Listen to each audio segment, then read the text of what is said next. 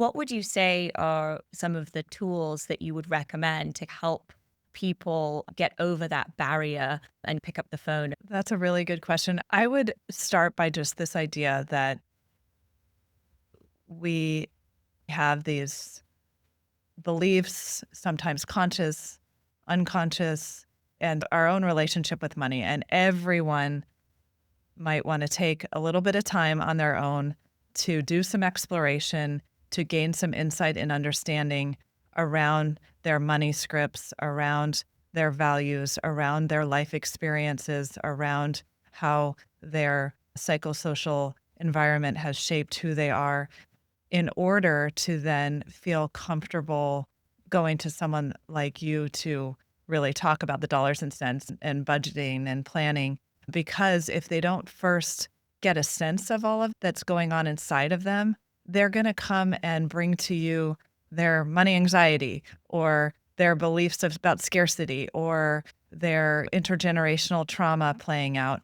I would really recommend it starts with, what are my beliefs around money? And what are my maybe bad habits around money that have gotten me into trouble before? Or what experiences have really shaped the way I am about money, and how is it affecting my relationships? I mentioned the money egg, where you draw an egg shape on the paper and you divide it up into different life experiences that you've had around money. So you can really look at it and see that each of those life events shaped the way money. There's also creating a money timeline, what different experiences and events and messages shaped your beliefs. Additionally, there's the money genogram, where you actually can look at like how the family system has taken a role in your money style and beliefs.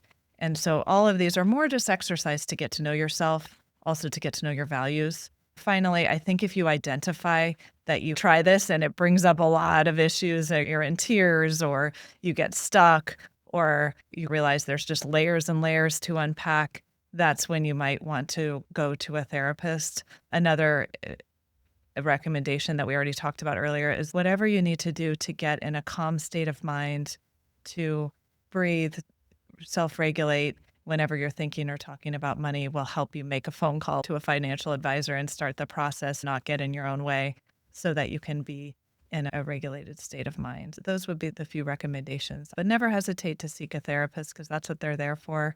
And might as well look at it sooner rather than later, or else it's going to pop out. And we will talk about the different problem behaviors that come around money, like gambling and infidelity around money and compulsive shopping and all these different behaviors that really come from not dealing with what's under the surface.